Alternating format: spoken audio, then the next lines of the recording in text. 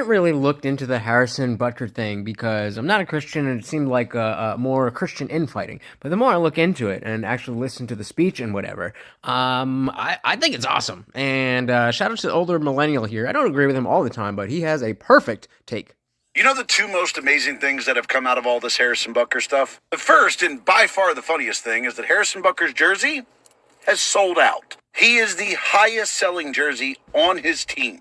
On the Kansas City Chiefs, a team with Travis Kelce, who, if you've been living on another fucking planet, is Taylor Swift's boyfriend. So every fucking Swiftie in the world has bought that jersey. Oh, and who's the other famous guy on his team? Patrick fucking Mahomes. A guy who... No, obviously, I knew who those guys were, but I just didn't put it together that they were on the same team, and as not an NFL fan, I didn't know that. So the fact that he's a kicker and his jersey's outselling makes it 10 times cooler.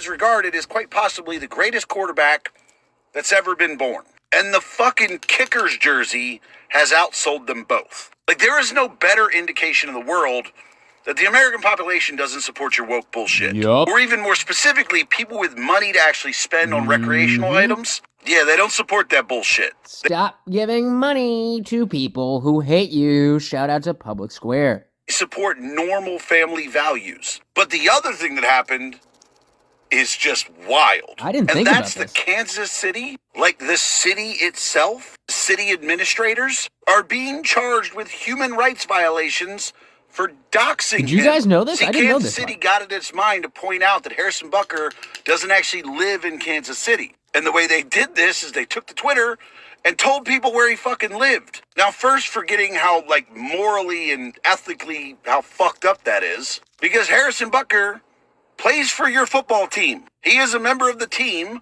that has brought your city 3 Super Bowls recently. And you fucking doxed him.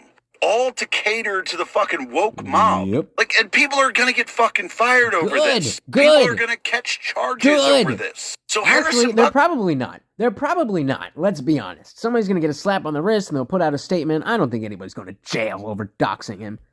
made a speech, and y'all tried to cancel him. And the only thing that happened was... Backfire! He sold more jerseys than any kicker fucking ever. He sold more jerseys than 2 extremely famous motherfuckers on his team. And woke people that work for the city of Kansas City are going to get fired and charged with crimes. Again, I don't know if that's all going to happen, but shout out to all of this. Like I said, as being an atheist, I didn't really care too much. I figure, it's just more people doing, more people getting mad over nothing. But when I actually listened to the speech, and it wasn't Bible thumping, and it was just him talking about how his story was definitely informed by his faith, but he wasn't trying to preach to anyone. And that is the way that we want people to use religion in society. That is how, if you're going to be a Christian and talk to a diverse, maybe secular crowd, that you can speak in a manner that reaches them, even if it is inspired by something that they don't believe in. But this is why we can't have nice things.